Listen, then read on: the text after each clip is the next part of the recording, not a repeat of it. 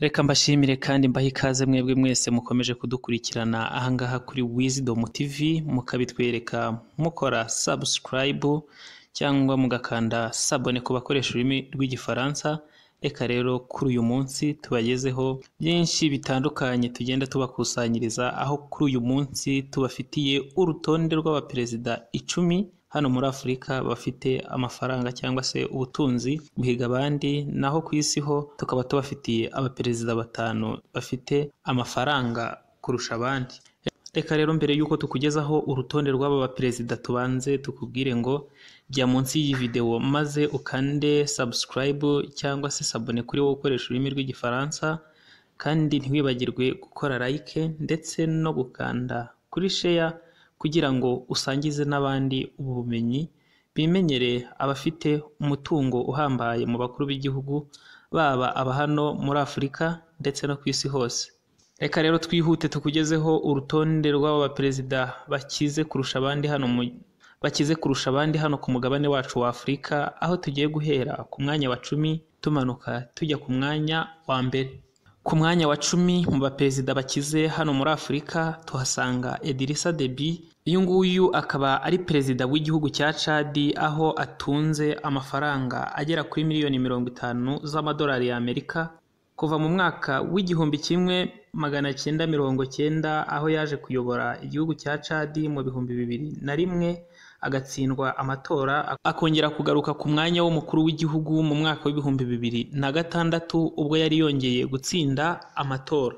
Naho ku mwanya wa 9 tuhasanga Aziyasi uyoboye igihugu cya Eritrea ufite miliyoni 100 z'amadolari y'Amerika. Uyu nguyu akaba yaravutse mu mwaka w'igihumbi 1993. Nkuko twabibabwiye rero, Aziyasi nawe akaba ari umwe mu baperezida bafite amafaranga menshi cyangwa se umutungo mwinshi hano ku mugabane wacu wa Afurika, kandi akaba ari perezida w'igihugu cya Eritrea. Ku mwanya wa 8 tuhasanga Abdel Fattah uyobora igihugu cya Misiri cyangwa se igihugu cya Egiputa, aho atunze angana na miliyoni 185 z'amadolari y'Amerika. Naho ku mwanya wa 7 tuhasanga umwami Muswati uyobora igihugu cya Swaziland, aho afite miliyoni 200 z'amadolari y'Amerika. Uyu nguyu Muswati akaba yaravutse ku itariki ya 19 z'ukwezi kwa 4 mu mwaka w'igihumbi 1968, aba umwami w'igihugu cya Swaziland kuva mu mwaka w'igihumbi 1986 hari ku itariki 25 z'ukwezi kwa 4 muri uwo mwaka. Uyu nguyu kandi akaba yaragiye ku ngoma cyangwa se yarabaye umwami muri icyo gihe afite imyaka 18 gusa y'ubukure. Dukomeje tumanuka rero ku mwanya wa 6 tuhasanga uwitwa Cyril Ramaphosa, umuyobozi w'igihugu cya Afurika y'Epfo, no kuvuga perezida wa Afurika y'Epfo, aho afite angana na miliyoni 450 z'amadolari y'Amerika. Uyu nguyu Cyril Ramaphosa akaba yaravutse mu mwaka w'igihumbi 1952, hakaba hari ku itariki ya 17 z'ukwezi kwa 11. Uyu nguyu akaba ari perezida wa Afurika y'Epfo nkuko twabibabwiye, kandi wabaye perezida amaze n'igihe yari minisitiri w'intebe muri icyo gihugu cya Afurika y'Epfo. Twihuse rero kuri uru rutonde ku mwanya wa 5 tuhasanga umuyobozi ukomeye cyane w'igihugu cyacu Paul Kagame uyobora u Rwanda, akaba afite angana na miliyoni 500 z'amadolari y'Amerika.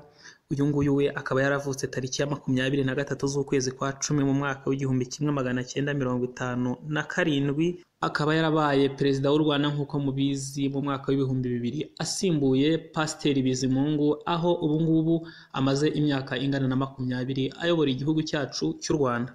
Dukomeje rero kuri urutonde rw'abakuru b'ibihugu bafite amafaranga kurenza abandi cyangwa bafite imitungo guhiga abandi hano ku mugabane wa Afurika. Reka rero tukubwire yuko ku mwanya wa 4 tuhasanga Uhuru Kenyatta ufite miliyoni 500 z'amadolari y'Amerika. Uyu nguyu akaba ari perezida w'igihugu cya Kenya, we wavutse ku itariki ya 26 z'ukwezi kwa 10 mwaka w'igihumbi 1961, aba perezida w'iki gihugu cya Kenya kuva mu mwaka w'ibihumbi 2017.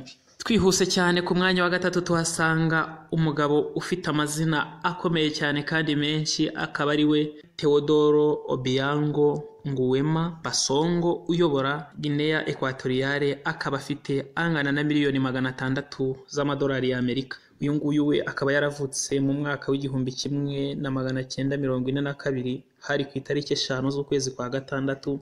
Uyu nguyu kandi akaba yaragiye ku butegetsi mu mwaka w'igihumbi 1979 aho yaramaze guhirika ku butegetsi yifashishije imbaraga za gisirikare se wabo Nguema Francois. Twihuse ku mwanya wa kabiri mu baperezida bafite amafaranga menshi cyangwa se bafite umutungo kurusha abandi hano ku mugabane wa Afurika, tuhasanga Ali Bongo Ondimba uyobora igihugu cya Gabon aho afite angana na miliyari 1 y'amadolari y'Amerika. Akaba yaravutse ku itariki 9 z'ukwezi kwa kabiri, hakaba hari mu mwaka w'igihumbi 1959. Uyu nguyu kandi yaje kuba perezida w'iki gihugu cya Gabon kuva mu mwaka w'ibihumbi 2009. Reka rero tukubwire ko kuri uru rutonde ku mwanya wa mbere tuhasanga umwami Mohamed wa gatanu uyobora igihugu cya Maroc afite na miliyari 5 ndetse n'ibice 8 z'amadolari y'Amerika. Uyu nguyu Mohamed akaba yaravutse ku itariki ya 21 z'ukwezi kwa munani, hakaba hari mu mwaka w'igihumbi 1963, aba umwami w'iki gihugu cya Maroc kuva ku itariki ya 23 z'ukwezi kwa karindwi mu mwaka w'igihumbi 1999 aho yarasimbuye se Hasani wa kabiri. Nkuko rero twabikubwiye mu nshamake, twakubwiye yuko tukugezaho n'abaperezida 5 bakize kurusha abandi ku isi hose, aho tugiye kugenda tukwereka abo baperezida. Igitangaje nuko nta perezida n'umwe wo ku mugabane wa Afurika uri muri aba baperezida 5 bakize kurusha abandi ku isi yose. Ikintu gitunguranye kandi kigiye kugutangaza nuko ku mwanya wa 5 muri aba baperezida 5 bakize kurusha abandi ku isi hose tuhasanga perezida ukomeye cyane w'igihugu cyangwa se wa Leta Zunze Ubumwe za Amerika, Donald Trump, aho bivugwa yuko atunze angana na miliyari 3.1. Uyu nguyu akaba yaravutse mu mwaka w'igihumbi 1946 ndetse hari ku itariki 14 z'ukwezi kwa gatandatu. Nawe akaba ari umwe mu baperezida bayoboye Amerika ndetse n'ubu ngubu ukiyobora Amerika. Ku mwanya wa 4 kuri urwo rutonde rw'abaperezida bafite umutungo uruta uw'abandi ku isi tuhasanga perezida w'igihugu cya Czech, aho perezida w'igihugu cya Czech Andrej Babis afite angana na miliyari 4 z'amadolari y'Amerika. Akaba nawe yaravutse ku itariki 2 z'ukwezi kwa 9 mu mwaka w'igihumbi 1954.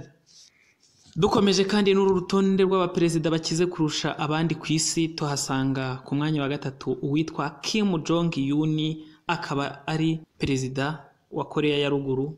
Akaba afite angana na miliyari 5 z'amadolari y'Amerika. Uyu nguyu we akaba yaravutse ku itariki ya 8 z'ukwezi kwa mbere, hakaba hari mu mwaka w'igihumbi 1984. Dukomeje twihuta ku mwanya wa 2 tuhasanga umuperezida ukomeye cyane, akaba ari wo bita Mahathir Mohamad.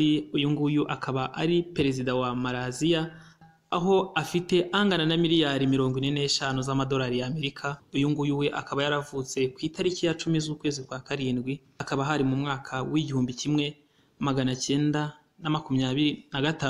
Naho ku mwanya wa mbere ku rutonde rw'abaperezida bahiga abandi mu butunzi ku isi tuhasanga perezida rurangiranwa uherereye mu majyaruguru y'isi ku mugabane w'Uburayi, cyangwa se mu gihugu tumenyereye yuko gihuza imigabane ibiri. Iki gihugu nta kindi rero kikaba ari igihugu cy'Uburusiya, akaba ari perezida Vladimir Putin, aho afite angana na miliyari 200 z'amadolari y'Amerika. Reka rero tukubwire yuko uyu nguyu Vladimir Putin uyobora Uburusiya akaba ari nawe mu perezida uhiga abandi mu butunzi ku isi yose. Akaba yaravutse ku itariki 7 z'ukwezi kwa 10 mu mwaka w'igihumbi 1952. Akaba yaratangiye kugaragara mu butegetsi cyangwa se ku buyobozi ahangaha mu gihugu cy'Uburusiya guhera mu mwaka w'igihumbi 1999, aho yabaye minisitiri w'intebe kugeza mu mwaka w'ibihumbi 2000. Si ibyo gusa kandi kuko mu mwaka w'ibihumbi 2008 ndetse kugeza mu mwaka w'ibihumbi 2012 yongeye guhindurwa minisitiri w'intebe, aho yavuye ku mwanya w'umuminisitiri w'intebe aba perezida w'igihugu cy'Uburusiya. Reka rero tubashimire mwebwe mwese mwadukurikiranye muri iki kiganiro cyacu cyo kuri uyu munsi cyabagezagaho abaperezida 10 bakize hano ku mugabane wa Afurika ndetse n'abaperezida 5 bakize guhiga abandi ku isi hose. Reka rero tubabwire ngo mukomeze kubana natwe ahangaha kuri Wisdom TV, aho tubagezaho ibiganiro bisesenguye neza kandi byizewe. Ntimwibagirwe gukanda subscribe cyangwa sabone, ndetse mwibuke no gukora share kugira ngo n'abandi bagenzi banyu nabo bihahire kuri ubu bumenyi mutapfa kubona ahandi hose uretse ahangaha kuri Wisdom TV. Murakoze cyane.